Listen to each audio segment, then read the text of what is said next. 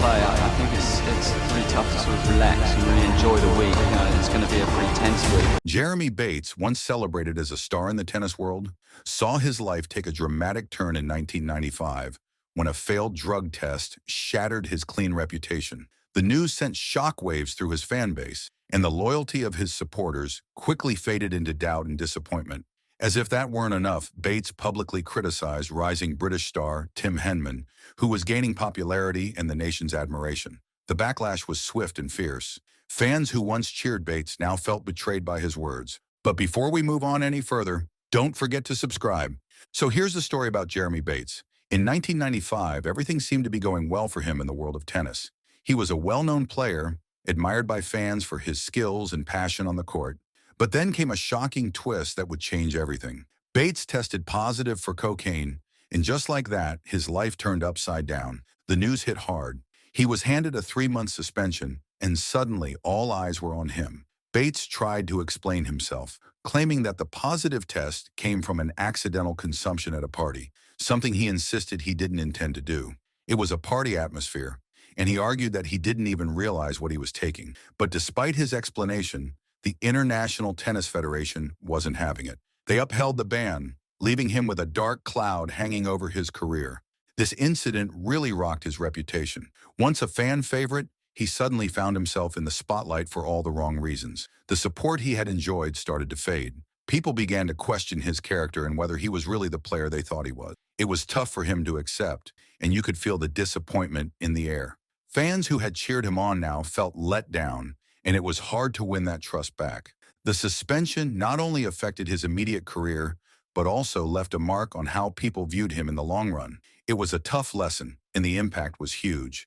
It's one of those moments that can really change the course of someone's life. For Bates, that 3-month ban became a significant turning point. He had to grapple with the consequences of that party, the criticism from fans, and the loss of respect in the sport he loved. It was a real struggle, one that no athlete wants to go through, and it left a lasting impression on his journey in tennis.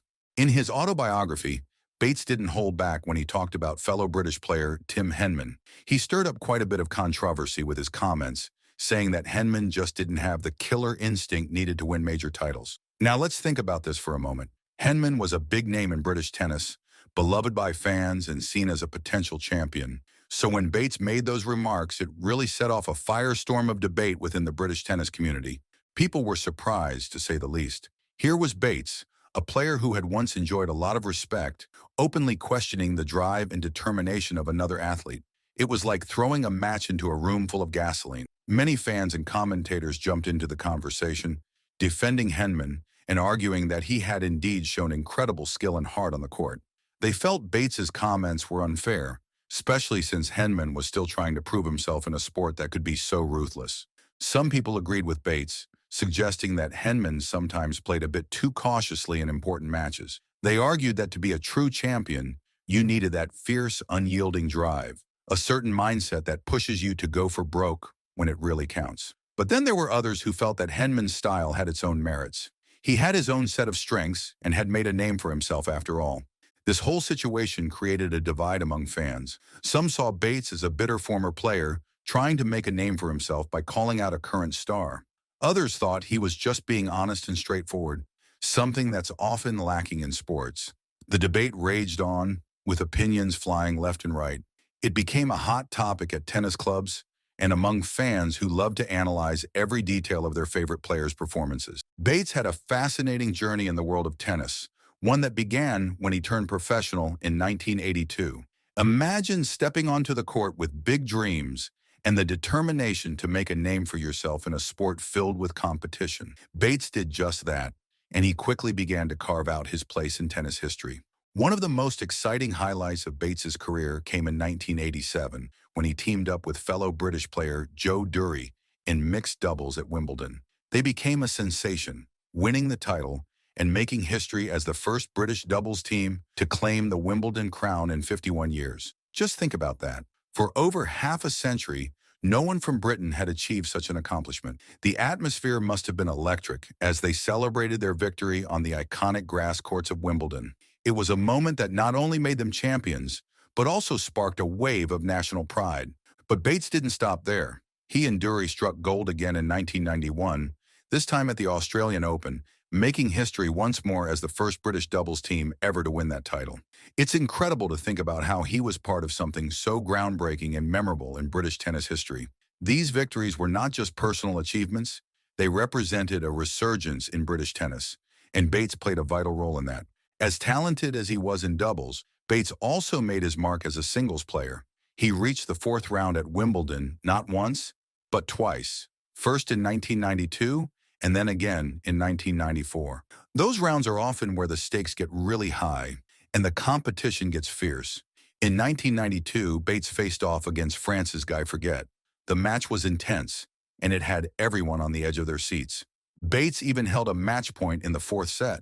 Can you imagine the tension? Unfortunately, he couldn't convert that opportunity and ultimately lost the match in 5 sets. The final score was 7-6, 4-6, 6-3, 6-7, 3-6. Missing out on the chance to face a legend like John McEnroe in the quarterfinals must have been a tough pill to swallow, especially knowing how close he came. Another notable moment in Bates's career was when he became the first ever opponent of the young Andre Agassi in a Grand Slam tournament.